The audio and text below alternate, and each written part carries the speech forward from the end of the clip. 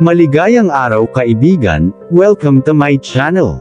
Paanyaya sa banal na pamumuhay. Unang Pedro 1 verse 13 to 25. Kaya nga, ihanda ninyo ang inyong mga isipan para sa dapat ninyong gawin. Maging mahinahon kayo at lubos na umasa sa pagpapalang tatamuhin ninyo kapag nahayag na si Hesus Kristo.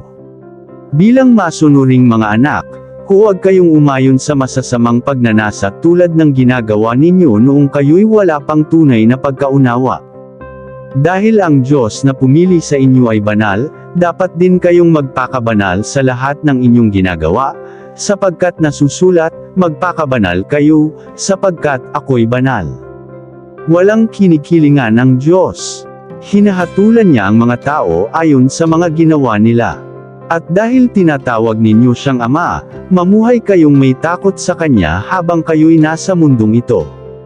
Alam ninyo kung ano ang ipinantubo sa inyo sa walang kabuluhang pamumuhay na inyong minana sa inyong mga magulang.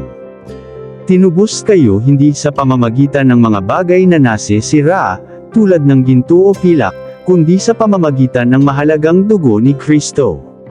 Siya'y tulad ng korderong walang dungis at kapintasan.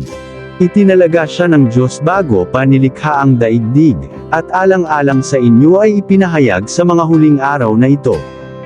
Dahil kay Kristo, sumasampalataya kayo sa Diyos na sa Kanya ay muling bumuhay at nagparangal, kaya't ang inyong pananampalataya at pag-asa ay nasa Diyos.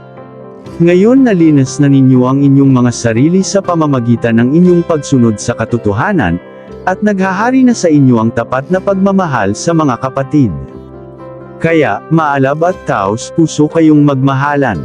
Sapagkat muli kayong isinilang, hindi sa pamamagitan ng binhing nasisira, kundi sa pamamagitan ng buhay at walang kamatayang salita ng Diyos. Ayon sa kasulatan, ang lahat ng tao ay tulad ng damo, gaya ng bulaklak nito ang lahat niyang karikitan.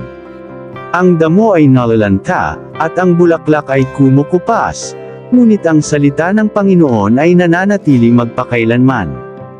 Ang salitang ito ay ang magandang balitang ipinangaral sa inyo.